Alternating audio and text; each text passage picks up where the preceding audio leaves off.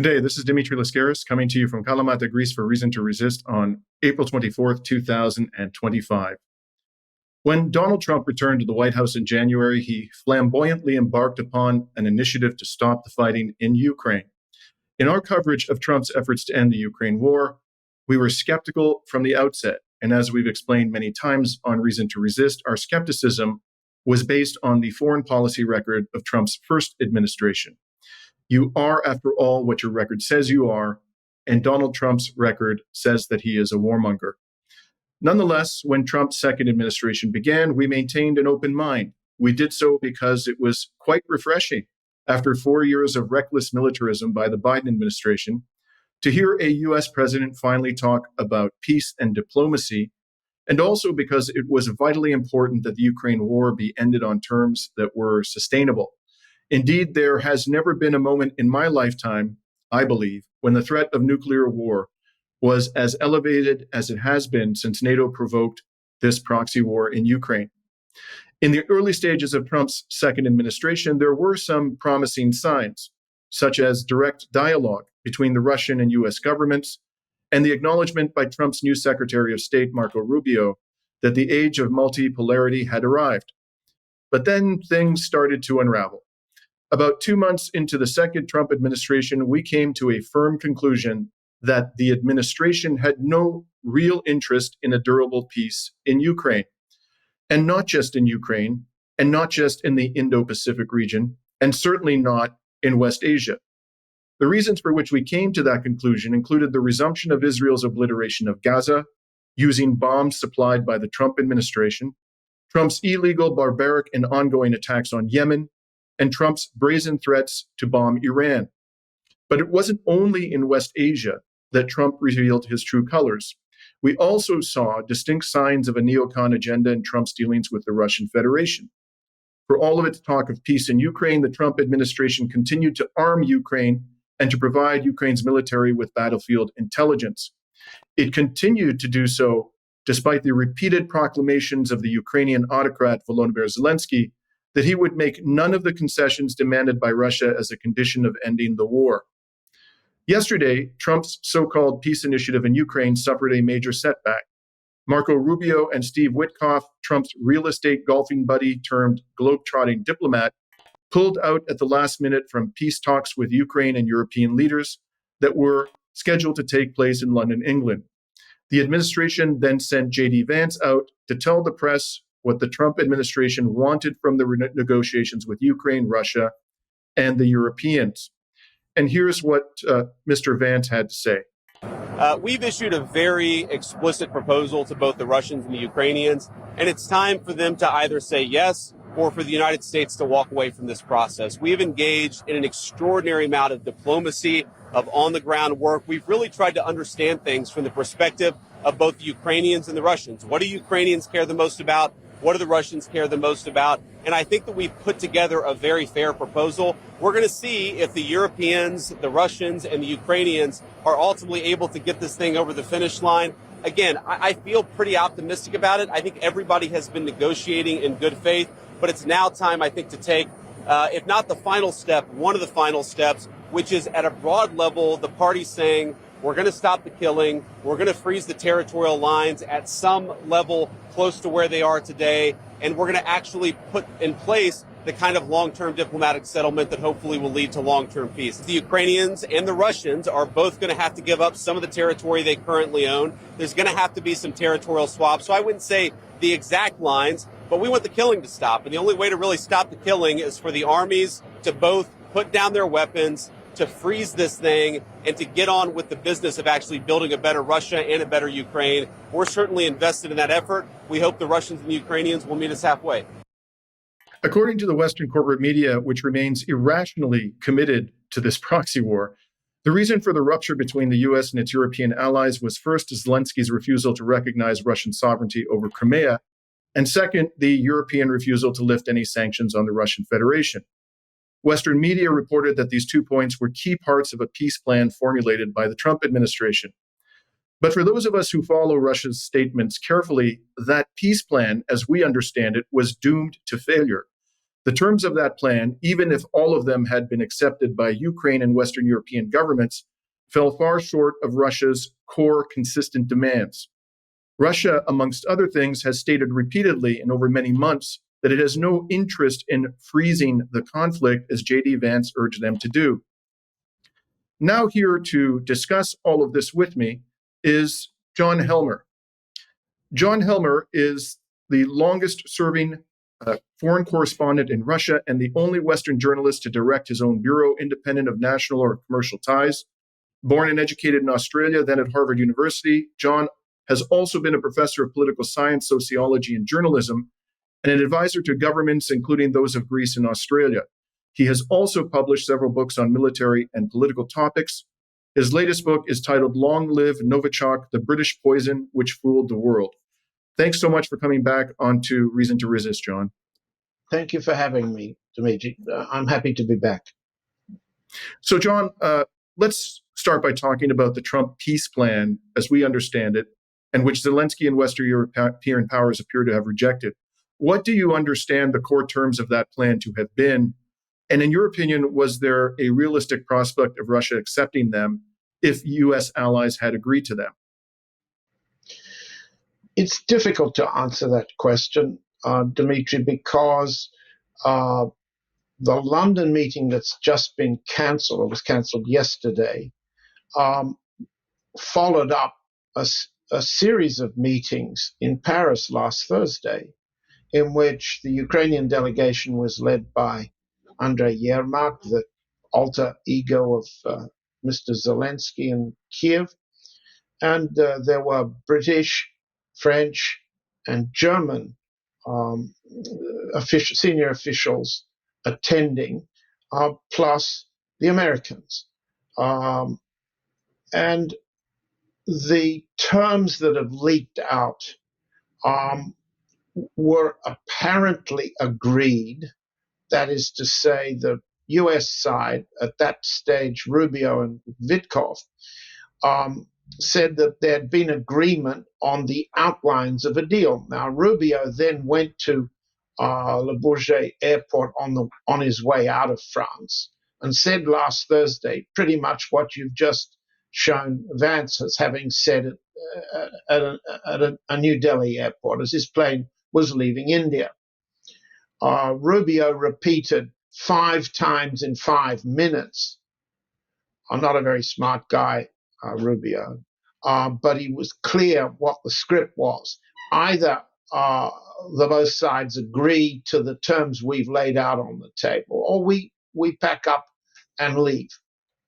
The question then remains, not only the question you asked me, what are the terms on the table that the U.S. has put there, but where the U.S. goes, when it goes, as Rubio said it would go, what's its default position, as Vance has just said. Now, on the one hand, we could say, and you said it very well, Dimitri, that there were terms in the U.S. plan which they already knew, and they certainly were told last Thursday, were unacceptable to the Ukrainian side and unacceptable to the Russian side. As you said, any attempt to freeze an armistice, freezing troops in place that doesn't allow the full incorporation of Zaporozhye, Kherson, Donetsk, and Lugansk regions, not to mention Crimea. Anything like that has been repeatedly rejected by the Russian side, whether it's President Putin himself or Foreign Minister Lavrov or others. That's first thing. So a freeze on the lines in place was never acceptable to the Russian side. Equally, on the Ukrainian side, no concession of Crimea, much leaked by Mr. Witkoff, is unacceptable to the Ukrainian side. So what do we have when the U.S. insists on positions neither side will accept, and then promises to walk away? Well, in my belief, this is an orchestrated display designed to protect Donald Trump's PR effort to show he's the peacemaker in a deal in which the default is $1 trillion premium, which the US and the Trump administration and its various officials, especially businessmen like Witkoff and Scott Bessent at Treasury and Stephen Feinberg, the Deputy Secretary of Defense, these are businessmen. These are men who are determined to make very substantial sums of money out of the premium of obliging Europe, the European states, including Greece, to spend billions of new dollars on buying US weapons, some of which will be used to support the ongoing war in the Ukraine. So I don't see this display over the last few days as a serious negotiation of either an armistice or a form of peace settlement. At the very best, a freeze. Because this takes us, I think, to an excellent and enlightening article that you published on your website, Dances with Bears. I believe it was yesterday. Now, ever since we came to the conclusion on Reason to Resist that Trump has no genuine interest in a durable peace in Ukraine, we've talked at some length about his true agenda in that part of the world. And I think your article revealed some very important background about what that true agenda might be. Your piece was entitled "The Real Trump Default is European War with Russia, so the U.S. can escalate war with China." Now, before I ask you about your article, I want to remind our audience of something that we've talked about previously, and that is a speech that U.S. Defense Secretary Pete Hegseth gave in Brussels in February of this year. In that speech, Hegseth did the precise opposite of encouraging Washington's European vassals to make peace with Russia. On the contrary, he encouraged them to increase their military spending drastically and to use their massive new military budgets to arm Ukraine while America shifted its focus to China. Hegseth used the term division of labor in urging that Europe focus its military resources on Russia while the U.S. focused its military forces on China. That speech, by the way, is part of the reason that we have argued that Trump has no real interest in ending the Ukraine war. He simply wants Europe to shoulder the burden of continuing that war while the U.S. Devotes its efforts elsewhere. Now, in your article, John, you talked at length about a person I had frankly never heard of before. I can't believe that I hadn't heard of him. And his name is A. Wess Mitchell. Could you tell us about Wess Mitchell's background, first of all? Well, the A stands for Aaron, and I don't know what Wess is short for, and it's not a misprint for mess. Mitchell claims in his wiki profile to be a sixth-generation Texan who was initially educated in a technical university in Texas, and then graduated to the Ivy League, getting a degree in Georgetown. He then moved to study graduate level German and Austro-Hungarian Empire politics in a German university. So he's a German speaker. His ambition is to become a kind of the Brzezinski or the Kissinger, the strategic brains of the Trump administration. And he had a first shot at that when he was an assistant secretary of state in the first Trump administration, and had a falling out, as I understand it, with Secretary of State Pompeo at the time. What he is not only the ambition to be the Brzezinski, as Brzezinski was to Jimmy Carter or Kissinger was to Nixon. His ambition is to make money. And to make money, his business partner is a man called Elbridge Colby, grandson of William Colby of CIA fame, or infame, if one wants to put it that way. Colby's just been approved by the Senate as the third-ranking Pentagon official under Hegseth. He's the Undersecretary of Defense for Policy. Above him is the Deputy Secretary, Stephen Feinberg, who's a businessman, So Colby's, let's call it the strategic brains of the US military right now. Between the two of them, they created something called the Marathon Initiative. There's nothing particularly Greek about that, except that Mitchell likes to pepper his papers with references to ancient Greek military matters. And the most recent one that appeared this week on Tuesday is full of Sparta and ancient Athens and the conclusions that Mitchell wants to be respected for having drawn from that time. The two of them create what's under the IRS rules a charity. And into that charity went some Defense Department money and some contributions from well-heeled foundations. About $1.3 million went in, if I'm not mistaken, 2021, and most of it went into Mitchell's and Colby's pockets. They took about $370,000 in annual salary. So essentially, the Marathon Initiative was set up to feed their pockets with the tax advantages of being a charity.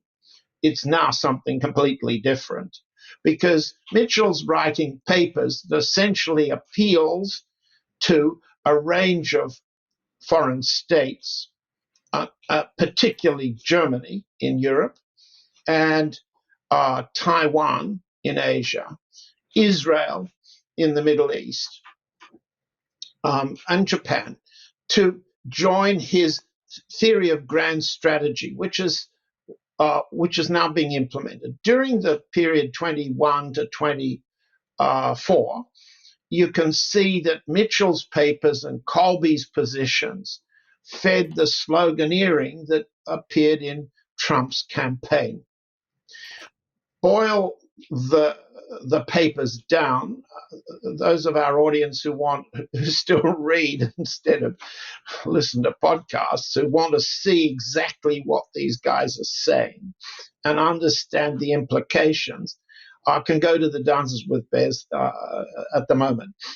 Meantime, if I just might intervene, I'm going to also put up on the screen, because there was a more recent article. I did read those articles. They were quite enlightening. But there's a more recent one which I shared with you, and I'm going to put that up on the screen. So, and I do urge people, as you did, to read all three if they have the time to do that. Go ahead. The new foreign affairs piece appeared on Tuesday, and the importance of that one is it restates the strategy but applies a gloss endorsing everything Trump has already done. Okay, so it brings up to date what they're doing, what they intend to do, what they want to say is the grand strategy behind Trump's tweets. And what is this grand strategy? Well, it's the brilliant common sense that you can't fight two very powerful enemies at the same time and hope to win both wars. Mitchell calls it sequencing.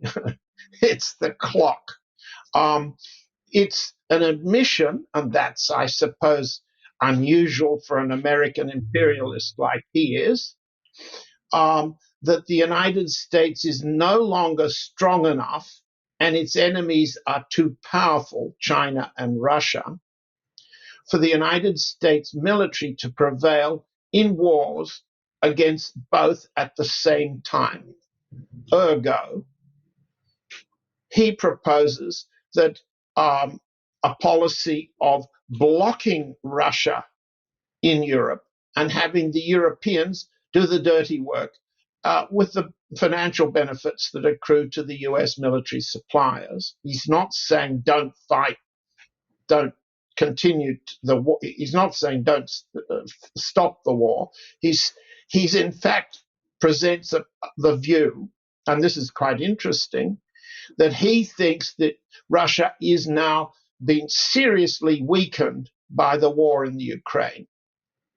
Its military resources devastated, and it needs to rebuild. It's vulnerable economically and it's vulnerable militarily, so it's susceptible to a combination of massive US bribes, promises of economic investment, and promises of a range of terms of the kind we've just seen tabled.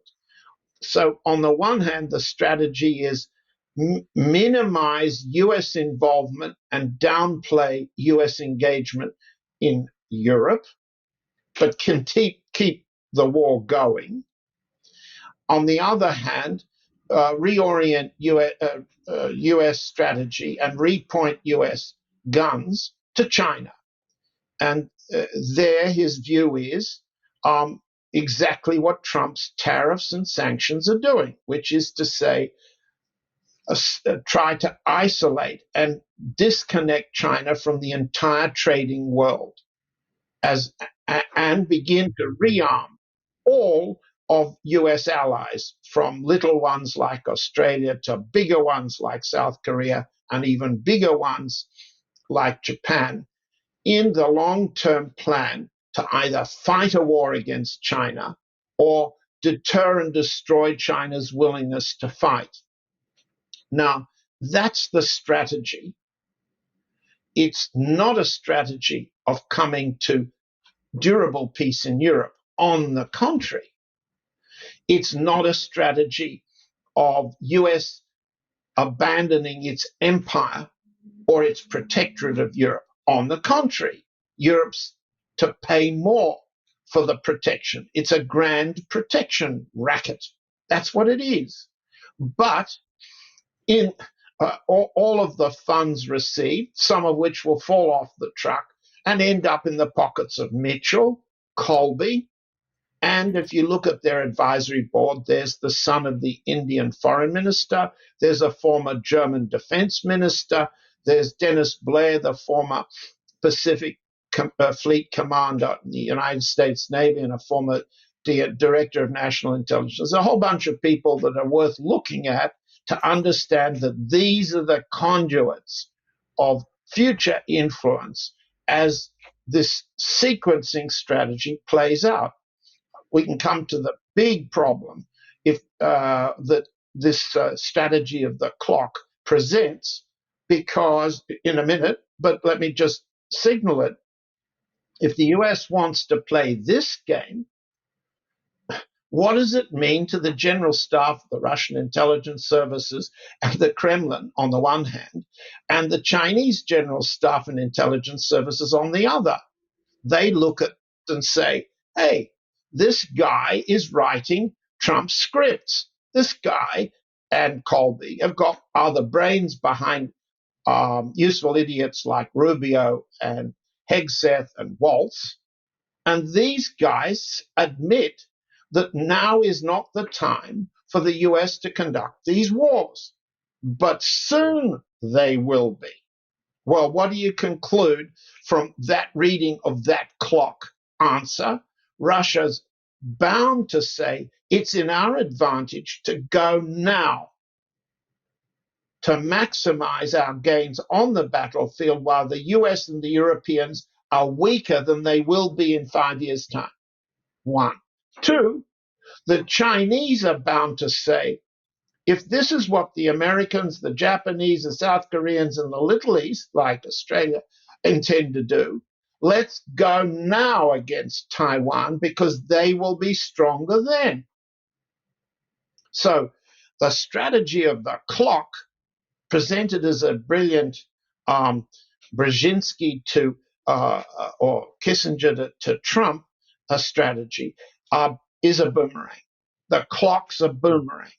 But they think that they are, A, still powerful, Russia weak, and China growing. And they think they've got the clock and the sequencing mechanism and these phony negotiations, which Rubio, Vance, Waltz, and the others are conducting, as camouflage. Right. You know, John, if you and I have come to know of Mitchell and Colby and the remarkable the similarity between their writings and the actual policies of the Trump administration, we can all be damn sure that the Russian government and the Chinese government are fully aware of this and are paying very careful attention. And I just want to say one other thing, John. I think for good reasons, you describe them as apparently the brains behind the foreign policy. And I suspect you'll agree with me that that's not intended necessarily as a compliment, because when I was reading their articles, I mean, you mentioned, this belief that they have that Russia is weak economically and militarily and so forth, when all the evidence indicates that it's certainly stronger militarily, may well be stronger in certain respects economically. I read their articles. While I found them fascinating and amazingly similar to Trump's foreign policy and explained a lot about what's going on, these people live in an alternate reality. I mean, they literally, there was one delusional statement after another, not just about the power and strength of Russia, but about America's role in the world, about America's military strength. And in that regard, you mentioned the background of this guy, Mitchell. As far as I can tell, he has zero training in military matters. And yet he's liberally dispensing grand strategic military advice to the United States government and apparently the Pentagon. So I don't want anybody to come away from our discussion thinking that these are actually brilliant strategists. I think that these people are extremely dangerous, and as I mentioned, living in an alternate reality. And in that regard, John, one thing I want to touch upon before we move to where this is all heading. Your article also talks about chatter about the withdrawal of U.S. military forces from Europe, and particularly Poland. Can you tell us about the reality? What is the narrative around the U.S. posture in Europe, and what is in fact the reality on the ground today in terms of U.S. military presence in the continent? Well, thanks for the question, Dimitri. I need to sort of shape it and reduce the amount of evidence that I can talk from. What I learned over the last week and what's reported in that Dances with Bears piece is that at the beginning of March, an opposition Polish Euro MP made a little video in which he, and then tweeted a text in which he said, looky here, the entire US multi-acre, multi-hectare storage area around the Rezhovo airport, the Jazionka. This is an airport, I should say, it's got two names. Jazionka is the village. Rezhov is spelled Rzezzow,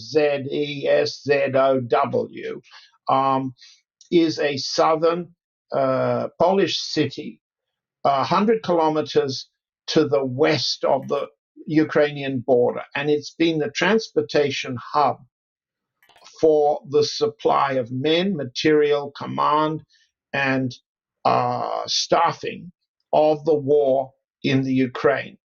Planes come into this area, bringing political leaders, bringing troops, bringing missiles and materiel, and then unloaded onto trucks and onto rail cars and then run into the Ukraine. So this area has been a major staging area for the US to run its war in the Ukraine. And if anybody doubts that, just read the New York Times version of how this was done.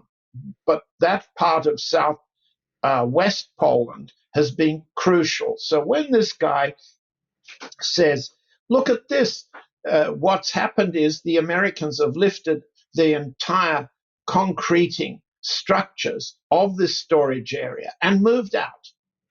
And he interprets that in his tweet to mean that the US is pulling out of the war and pulling out of Poland. And he does that for domestic Polish reasons related to the Confederation Party he represents versus the two other major ruling parties in Poland. And we have in Poland right now very close to a new presidential election. So he's pitching this story as an argument for Poland can't rely on the Americans. Poland must develop its own arms industry. It must develop its own capabilities to defend against Russia. This is a nonsense, but this is the politics of Poland right now. Okay. Within 2 days, this chap's video is described by the Polish state media as fake news. What they point out becomes very interesting. They say, look, what is happening has been in planning for years, and certainly months, and definitely before Donald Trump took over. The Biden administration had agreed with the Germans, the Norwegians, and the Poles that the US troops would be withdrawn but moved to elsewhere in Poland. The Norwegians would come in with a squadron of F-35s. The Germans would come in with Patriot missiles, US supplied Patriot missiles, but German crews, and that the hub would continue, but under European management. And that was a Biden administration initiative. What the Polish state media then said was that the default position was a Biden administration initiative to which the Trumpies were complying. They were implementing through the US Army, through the relationship with Germany, Norway, and Poland, what had already been decided and planned over some time, including years. So then something very funny happens. The Polish government implements a regulation requested by the General Staff of Poland, making about several hundred installations in Poland, sites where Poles and everybody else are forbidden to photograph. In other words, they made illegal what the MP had done, as if that fools anybody using drones and satellite intelligence to see what's happening. It fools nobody. In any event, what I've done is to say this little story tells you a lot. First of all, the Trump default is to Biden policy. Biden policy. And Trump never misses a tweet in which he can accuse Biden of having failed to do this and failed to do that on the ground. And he's repairing the damage. In fact, what he's defaulting to in Poland is a rearmament in which there will be more US forces. And Hegseth said it in Warsaw. He wants to see more US troops in Poland.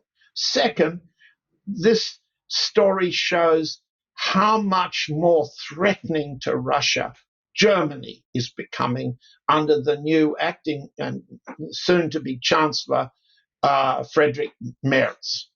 Now, this is so serious from a Russian point of view, the rise of German rearmament, that ex-President Dimitri Medvedev has said in his Telegram account, he simply called Merz a Nazi, because Merz has already said he's in favor of supplying longer-range Taurus missiles and use them to attack the Crimean Bridge. And that's been referred to by not only Dmitry Medvedev, but the foreign ministry spokesman Maria Zakharova as a declaration of war by Germany. So all of a sudden, what we see is the default position of the Trump administration being played out in Poland already, not just in future, if and when peace negotiations fail and President Trump announces that he tried for peace and he's tried to stop the killing, but neither side would agree, so he's picking up his marbles and going to play in another place. In fact, what's happening is already happening, and I used this little incident to demonstrate, but it is happening not only in Poland and not only with Germany. We can see NATO escalation against Russia from Finland and Sweden up to the Arctic Circle and up to Greenland. Yes, Vice President Vance has a problem of taking over Greenland with the disregard of either the Danish sensitivities as the colonial power or the Greenlanders as the indigenous population. But the strategy is the same. It's a collective NATO strategy to increase the pressure on all Russian fronts at once. So, what have we got here?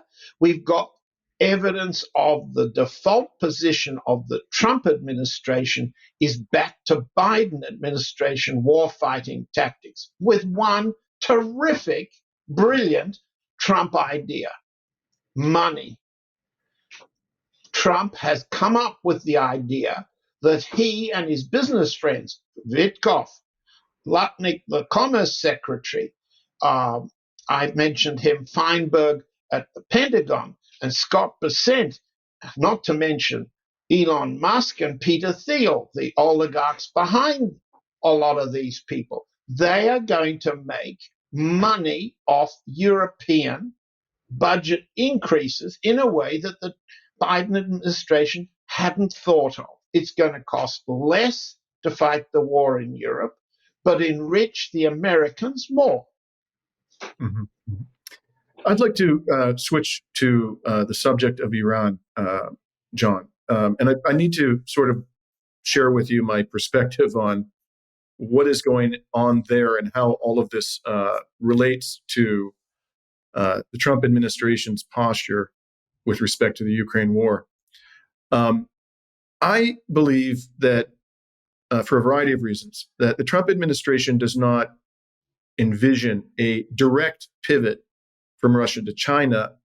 My sense is it feels it must first finish a task that the U.S. government embarked upon probably during the Bush administration, if not before then. I'm sure you'll recall, John, that Wesley Clark, the U.S. general who commanded NATO forces in Europe, revealed years ago that the U.S. government had developed plans to take out 7 predominantly Muslim states: Iraq, Libya, Somalia, Sudan, Lebanon, Syria, and finally Iran. I think one could fairly describe Iran as the last functioning state of that group of 7 that remains under the rule of a government, well-entrenched government that refuses to bow to U.S. hegemony. And personally, I can't believe that the U.S., having taken out the first 6 of those states, is going to stop there and leave Iran standing.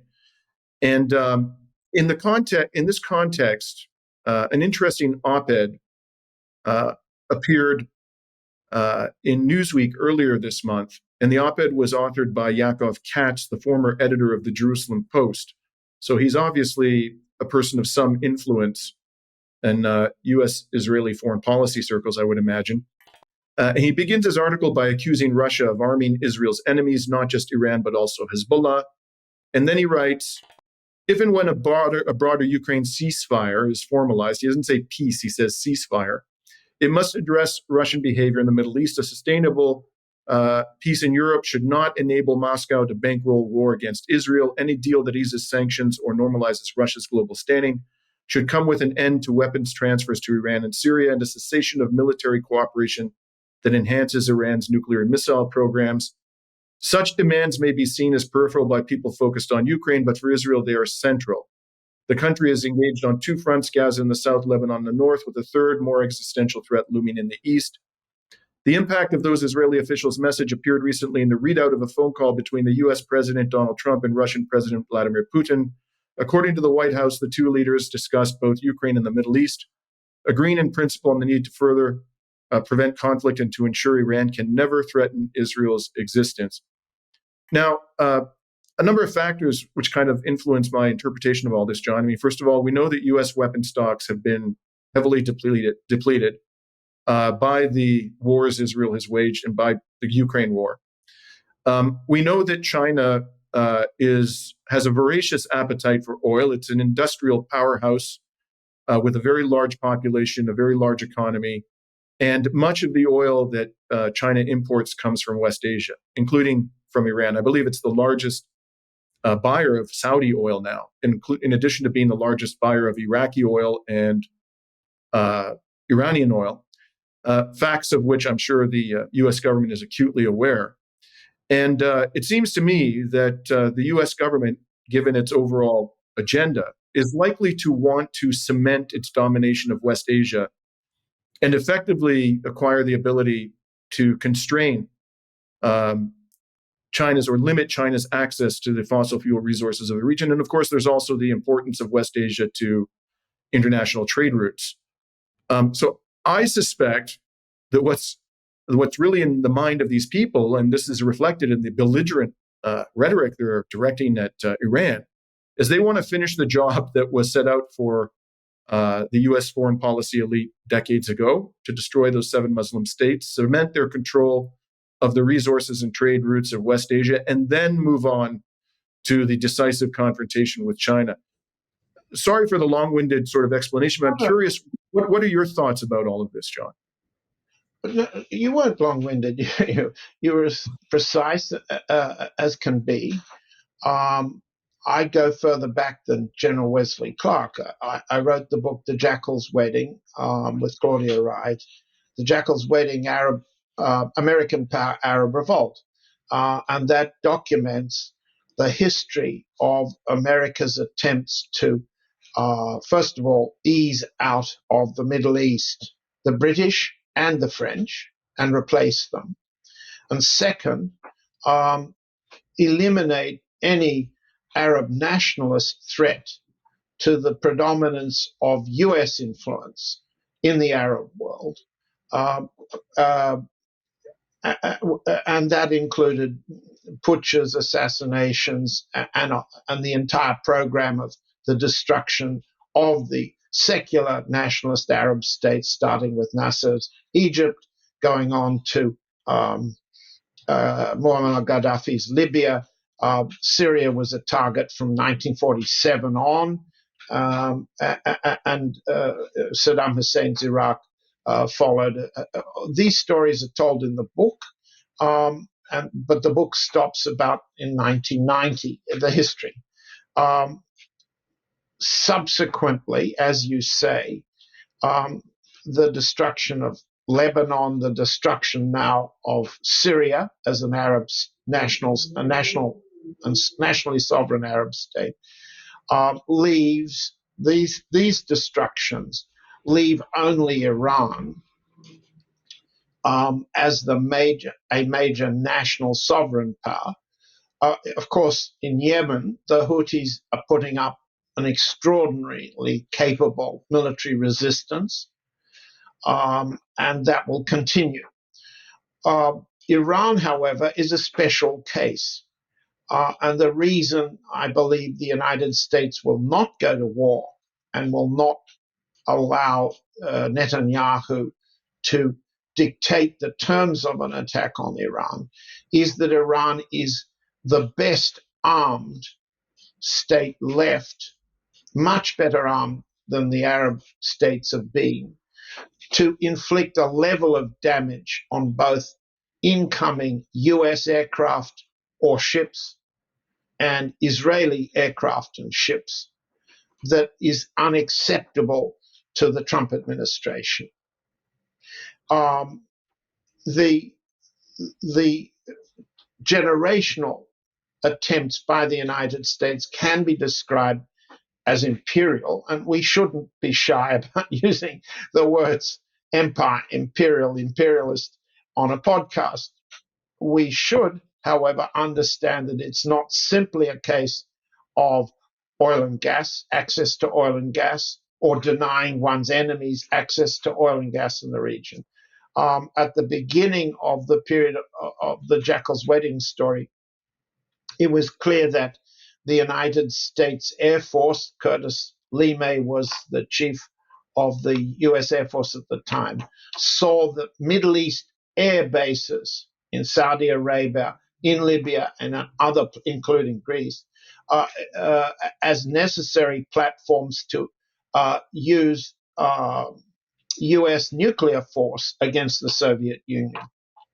So there were strategic military requirements to keep Arab territory out of Arab hands through military bases and the subversion and overthrow of their governments when they tried to get rid of the Americans. So there are many reasons for the empire, and they've changed over time. It's necessary now, and you heard it partly from Vance in India, that the United States wants to use Indian competition with China, both as economic power and with border conflicts, to use India to begin to threaten the routes through which China takes its oil from the Middle East, as you've said, across the Indian Ocean to China. So it's clear from US military strategic point of view that it wants to use Europe to threaten the northern route the Russians have developed to carry oil from Russia to China, and use India to begin to assert control of the Indian Ocean, potentially against Chinese movement of oil to China. The Chinese understand this pretty well. Vance's recent statements in India indicate the belief that the United States can manipulate India into an even more hostile posture towards China. And it regards the Quad, the so-called combination of United States, India, Japan, and Australia, as an anti-Chinese alliance. It's not that from the Indian point of view, but it definitely is that from an Australian, Japanese, and US point of view. So I'm agreeing with your presentation, Dimitri, that there is a major focus on Iran as the last of the Muslim or sovereign nationals in the Middle East sitting on oil and gas, resisting the US and its Israeli aircraft carrier. But the logistics, the military strategy, the political costs of losing in an attack against Iran have now risen to the point where, as we've seen, Iran is capable of destroying Israel, breaching Israel's so-called Iron Dome and other air defenses with hypersonic weapons it can't defend. The Iranians have made demonstrations of their capability to attack any target in Israel, but they've limited themselves to digging holes in Israeli air bases.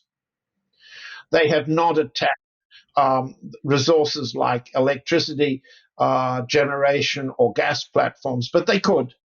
And there's no doubt, because Israeli generals say so, that Israel's ability to defend a small country like it is and its economic infrastructure from the capabilities of Iran are very weak. So this entire effort by the Israelis and the Americans is not only aimed at stopping the Iranians acquiring nuclear deterrent capability, but destroy or demolish Iran's capability to counterattack Israel with hypersonic missiles and drone swarms, against which neither the United States in its bases in the Middle East nor Israel in its little country can defend adequately. So the cost of taking out the last, as you said, resistance state is now too high. Mm-hmm. So I agree with virtually everything you said, John, but I'm having difficulty persuading myself. I very much hope you're right that I'm sure they appreciate the cost would be very high. But the question is whether that's going to be enough to stop them from attacking Iran. And the problem I'm having with the proposition that it will be enough is I don't see an off-ramp for the United States in these negotiations that the United States can live with. They have,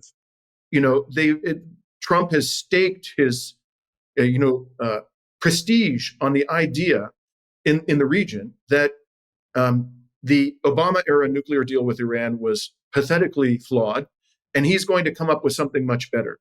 But if you actually look at it, I'm no expert in nuclear technology, but the limit of enrichment in that agreement was 3.67%. And it's my understanding that in order to have uranium you can use to operate a commercial nuclear facility, you have to enrich it to the point of 5%. So how much lower are the Iranians going to be willing to go? And they've said very clearly, we're not giving up our power, our ability to enrich uranium. We're just not doing that. I think it's inconceivable they're going to give up their hypersonic ballistic missile capabilities or their drone capabilities. They're not going to give that up. They're not going to undertake to stop supporting the resistance groups in the region. Maybe they would accept some constraint on their ability to do that, but I can't imagine they're going to cut them all loose.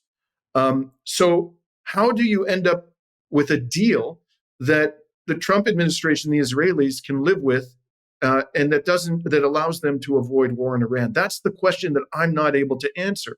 And there's a lot of people in the U.S. government, people like Tom Cotton, that psychopathic lunatic who lusts for the blood of Iranians, who are pressuring the Trump administration to go to war. And a lot of people saying that Iran is unusually weak and will never have a better opportunity.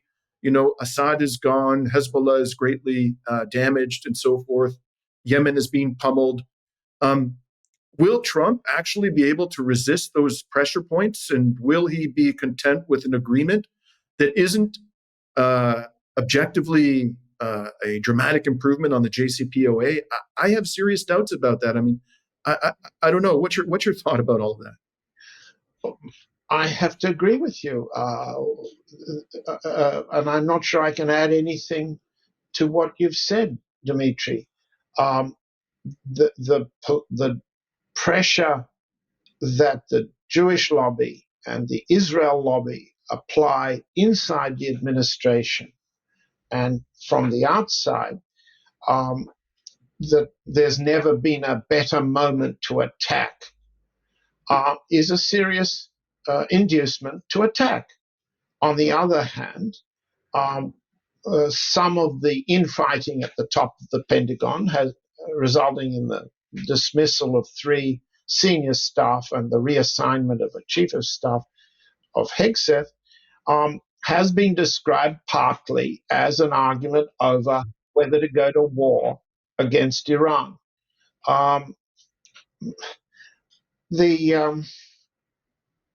We can't answer the question you've raised. It needs to be raised as often as possible for our audiences, and it needs to be understood that what has happened under this pressure is a display of the new troika. Forget the Quad.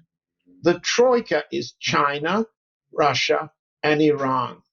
Now, there are clear lacunae, gaps in the strategic agreement signed in January between Mr. Pezeshkian of Iran and President Putin of Russia. There isn't the kind of Article 5, they attack you, we join to defend you, provisions in the Iran-Russia agreement that exist in the Iran-North Korea agreement. But let's be clear, from a Russian point of view, Iran is the southern defense front of Russia. And it always was. It always was. Whether the Ottomans, whether the British manipulated a weak Shah, Persia was a soft underbelly threatening Russia. And Stalin, after World War II, wanted to make sure that Iran would not be a British-controlled platform for attacking the Soviet Union. And he sent troops to occupy parts of northern Iran, and he used resources, political and material, to encourage the Tudeh Communist Party of Iran to overthrow the Shah and produce a regime that was friendlier to Russia or the Soviet Union and would prevent a British launch drive against the southern front of Russia. So to have a nuclear war on the southern border of Russia is a very dangerous development from a Russian point of view, and it needs to deter it. And there's no doubt about Russian policy on deterring nuclear war on its southern border and on its eastern border with North Korea. Second, it's a permanent existential interest on the Russian side to prevent Iran becoming an anti-Russian platform. And that would happen if the Americans, partnered by Israel, do the level of destruction, either militarily speaking or diplomatically speaking, that has been put on the table in the so-called negotiations that Vitkov has been having with Arakchi, the foreign minister of Iran, through Omani mediation. So the stakes for Russia with Iran are different from the way in which Russia has always viewed the Arab world.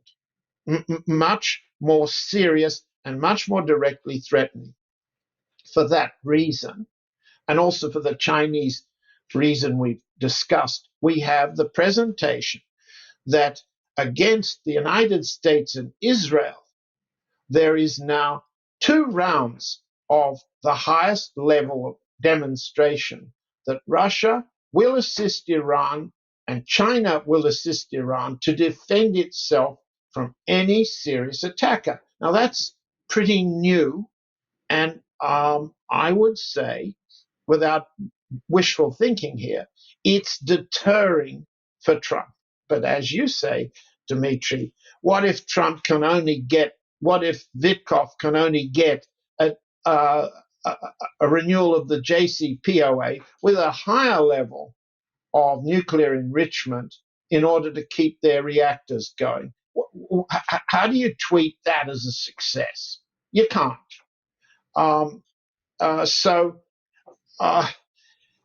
It's from the way in which, if we take the Mitchell papers as an example of the brains behind Trump's tweets, we'd have to say that it would be likely that Trump will try to bury this negotiation and let it go on for a long time without any significant military event that will be as damaging as Jimmy Carter's hostage rescue mission, where the planes come down, U.S. soldiers lose their lives, etc., etc. Trump cannot afford a sideshow in which he takes political punishment. He's only got 18 months before the midterm elections come on, and he's got inflation and a variety of other miseries that US voters are going to vote against the Republicans at that time, and he cannot have an oil disruption that might result from a losing, costly attack on Iran. So my guess is that politically and diplomatically, this will be stretched out indecisively. And that's, let's say, a good outcome for the Iranians. It's a good outcome for the Russians, a good outcome for the Chinese, and actually it's a good outcome for the United States too. Right. So lastly, John, you in our exchanges before we began our interview today, you referred to competition amongst powerful players within the Trump administration over military contracts, and you mentioned people like Peter Thiel and Musk and so forth. What can you tell us about this competition, and to what extent is this related to these extraordinary events where I think the person was the chief of staff of Hegseth, apparently was frog marched out of the Pentagon or something, like Caldwell, I believe his name is, who was apparently exercising or urging restraint with respect to Iran. So what can you tell us about this competition for military contracts? Well, you understand, Dimitri, I'm a Moscow correspondent, so I don't actually focus as much as your question requires on the inside beltway politics of the current administration. What we can say is no one else there is. The mainstream newspapers, the Washington Post, the Wall Street Journal, the New York Times, these are the people with inside access who have the capacity, especially since they were oriented so obviously towards the Democrats, to come up with analysis of the way in which these contracts are flowing. You know, an F-47 contract for Boeing is a multi-billion-dollar contract, and it would be normal practice to understand who the Boeing lobbyists are. Did they meet with Trump officials? Whose wives are connected with one another in what businesses? How the commissions are laundered so that they aren't criminal violations of bribery and corruption. That's a job that U.S. investigative reporters should be doing in Washington, but they're not. So what do we do? Here's my method. Anyone in the audience wants to do this, good luck to them. There, you can see that the U.S. Commerce Secretary, one of these New Yorkers who are around Trump, Howard Lutnick, has created a business called Cantor Fitzgerald. You can see his sister, his son are deeply involved in investment in crypto systems, and they're going to be involved in financing of all sorts of crypto-related businesses. Stephen Feinberg used to run, until he became Deputy Secretary of Defense, a money bag called Cerberus Capital. I guess he thinks that the dog, the multi-headed dog, was a good name for his investment fund. But what we would look to see is how that particular dog gets fed with what bones of what contracts. We know that Musk is getting significant contracts, multi-billion-dollar contracts over long periods of time for space-related military applications, the technical detail of which I haven't the time or the technical capacity to follow. Peter Thiel has a bunch of companies which also pick up significant contracts from the new Pentagon. So what we've got here is a system for collecting multi-billion-dollar contracts out of the defense budget. At the same time, Musk and Trump say they're cutting budgets. Well, they are, and they're cutting employees, but they're feeding themselves more money than ever before. And how is it done? Well, it's standard Washington practice. The president gets to appoint thousands of individuals to high-level jobs like Feinberg, like Caldwell, like what's his name? I've forgotten all the names. I've provided a couple of references to these names in a website called dropsite.com. Go to my website and you can follow their efforts to understand what this infighting is about.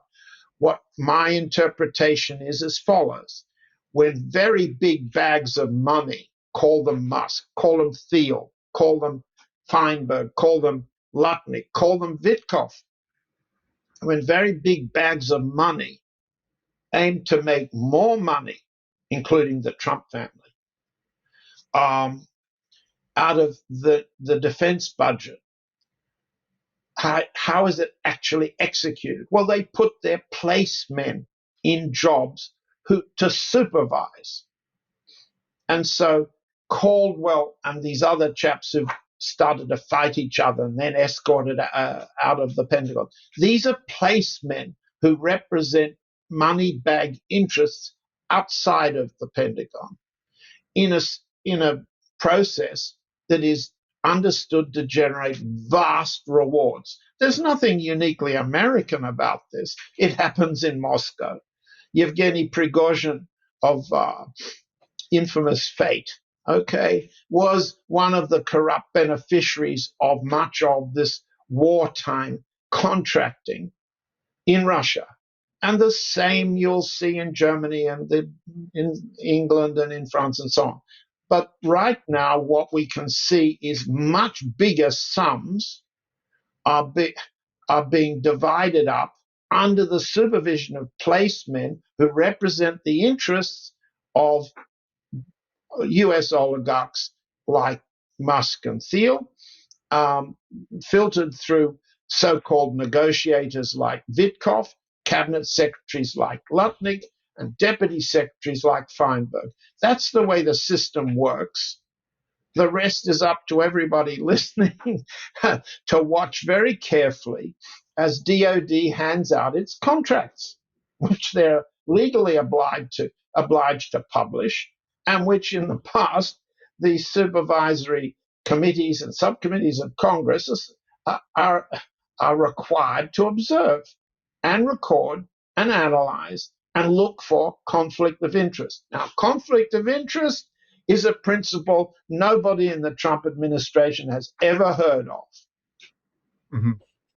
I'm going to conclude by pointing out to those of our audience members who are from Canada that Mark Carney, the current prime minister, who's on the verge, it seems, of being elected the prime minister, had something in the range of 1 million stock options from Brookfield Asset Management at the time he left the chairmanship of that board and decided to enter politics a few months ago. And Brookfield Asset Management has a majority stake in Westinghouse Canada, which has a whole bunch of interests in the nuclear industry in Ukraine. Now, anybody who's looking at this, objectively would say, when it comes to formulating Ukraine policy, Mark Carney has a conflict of interest because he stands to see significant increase in the value of his stock options, the more money that Westinghouse makes from the Ukrainian nuclear industry. And of course, if Russia ends up being in control of the Ukrainian nuclear industry, I think that's going to be bad news for Westinghouse and by extension, Brookfield and Mark Carney. In any event, I hope that'll be, sorry, go ahead. Well, just a wee footnote there, Dimitri, you're quite right. Westinghouse does have current contracts, which used to be funded by USAID, to repair the damage to the electrical systems associated with nuclear power generation in Western Ukraine. But if you look at, and we go back to where we began our conversation today, at one of the provisions in the alleged outline of a peace agreement that the US presented to the Ukrainians, one of the terms frequently reported is that the Zaporozhye nuclear power plant in Zaporozhye region, which is now Russian and which has been under constant artillery bombardment from the Ukrainian side for now several years, the Zaporozhye nuclear power plant is to become a US-controlled entity. Now, guess who would get the contract to control Zaporozhye NPP if that provision of the agreement were accepted by the Russian side? Well, it would be Westinghouse because it has the contracts on the other side, and therefore we would come to Mr. Carney and ask him how much more his options are worth with US secured guarantees of an expanding business in the Ukraine. All we can say is that if that's the basis on which the president and future prime minister of Canada counts his wealth, he can't be very pro-Russian, can he? Mm-hmm. Well, all of this sounds like yet another compelling argument for dramatic reductions in military spending. Maybe I'm stating the obvious. In any event, John, it's always a great pleasure speaking with you, and I look forward to our next conversation. Me too, Dimitri. Thank you for having me. And we're signing off from Kalamata on April 24th, 2025.